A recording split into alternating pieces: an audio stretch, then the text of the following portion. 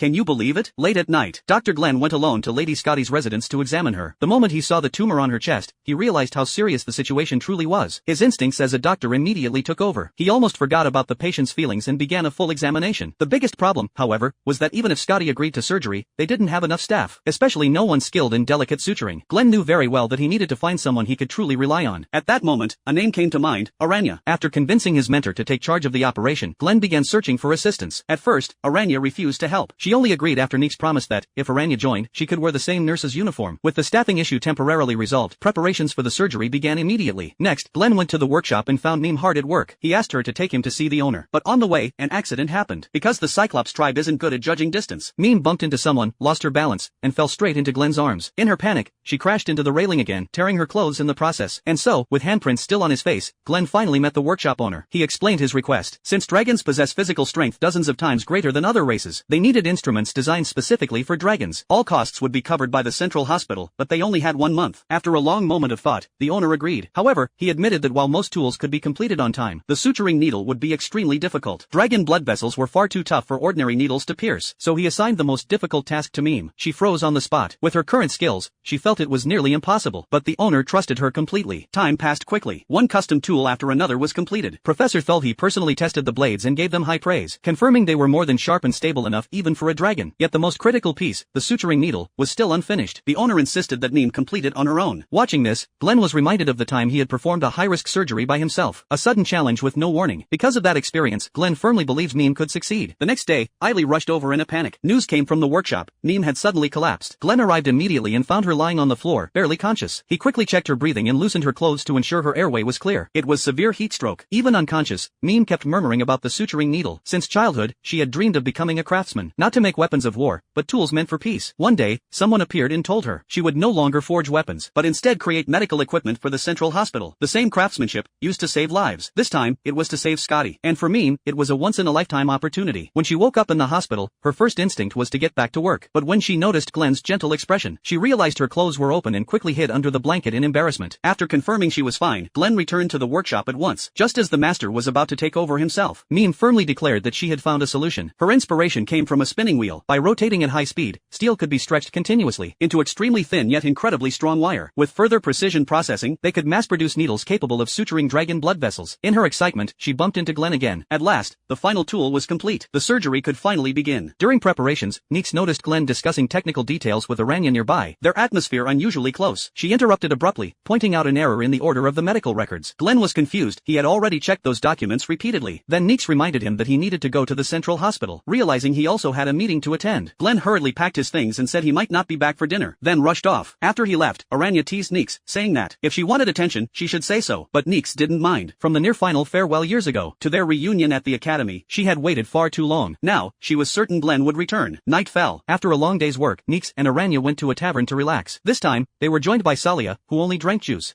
In a quiet corner, Salia softly asked whether that earlier matter had really helped. It turned out that, for Scotty's anesthesia, Neeks had asked Salia to use her family's trading guild to gather anesthetic ingredients from the eastern human lands. Thanks to those special materials, they finally identified an anesthetic that worked on dragons. Something never recorded in history. That effective substance was the liquid in Aranya's cup, a strong distilled liquor from the eastern human nations. Late that night, Aranya quietly opened a drawer and took out the dragon scale ornament inside. But the next second, Neeks appeared and caught her in the act. Calmly, Neeks said that whether it was stealing a stethoscope or rearranging medical records in the past didn't matter. But what Aranya held now was a gift she had personally given to the doctor. She would not allow anyone else to touch it. Exposed, Aranya tossed the ornament aside and tried to escape through the window. But Salia, already waiting outside, stopped her immediately. At last, Aranya told the truth. She hadn't stolen the ornament out of greed, but to test Dr. Glenn. After learning how precious the gift was to Neeks, she couldn't resist confirming one thing, whether Glenn truly had feelings for Neeks. Both women were left speechless. After all preoperative preparations were complete, Dr. Glenn went to City Hall once again. He patiently tried to persuade Miss Scotty. Even after more than 10 visits, Scotty remained calm. She told Glenn that this city, where humans and demons coexisted, had been built because she despised war. To end conflict, she descended to the land, and personally punished the armies that started it. Because she had deeply involved herself in the human world, she maintained a human form. Though she could return to the skies at any time, and become a great dragon again, she preferred to live alongside people. In her view, her mission was complete. Humans and demons had already become inseparable. But Glenn disagreed. Even if Scotty believed this was fate, countless people were fighting for her life. The tumor was not a death sentence. Her story was not over. Didn't she want to see what the future of the city would become? After a long silence, Scotty finally nodded and agreed to the surgery. The operation was led by Central Hospital Director Thulhi, with Dr. Glenn assisting. As the clothing was removed, Thulhi cut directly toward the tumor. But Scotty, a fire dragon, had flammable toxic gases inside her body. Just as the tumor was nearly separated, her body temperature began to rise rapidly. This didn't exceed Thulhi's expectations. When fire dragons sense a threat to their life, they raise their temperature to thousands of degrees to prepare to breathe flames. They were running out of time. Thulhi quickly changed tools and ordered Neeks and Aranya away from the table. She decided to finish the final steps immediately. The sudden pressure made Glenn panic for a moment, but under her sharp command, he forced himself to calm down. The intense heat instantly scorched Thulhi's tentacles black. Without hesitation, she switched tools again and signaled Glenn to continue. In the end, through perfect coordination, the tumor was successfully removed. Scotty's condition improved rapidly. Her voice, once so weak it had to be conveyed through kunai, fully recovered. All of it was thanks to Dr. Glenn's persistence. On the day of the ceremony, when Glenn didn't appear, Scotty immediately went looking for him. At that time, Glenn was at home, caring for Neeks, who felt unwell. Noticing something off in her voice, he performed a routine check. There was nothing obvious in her mouth, but upon examining her tongue closely, he found localized inflammation. He treated it with honey, and the symptoms eased quickly. When Glenn went out afterward, he happened to meet Scotty in Kunai's carriage. It had broken down. Upon seeing Glenn, the usually reserved young dragon girl suddenly became enthusiastic, leaving him completely flustered. In front of everyone, Scotty even asked him to help adjust her clothing. As Kunai struggled with the carriage, Meme happened to pass by. With her help, it was quickly repaired. Before leaving, Scotty presented a prepared gift. Souvenirs for the ceremony. 2 large barrels of beer. Faced with the heavy gift, Glenn didn't know what to do. Since he still had patience to see, he asked Meme to look after it for now, and hurried off, leaving Meme utterly confused. While Glenn was out, Neeks, alone at home, had a private conversation with her close friend. It turned out that earlier scene had only been about helping her adjust her clothes.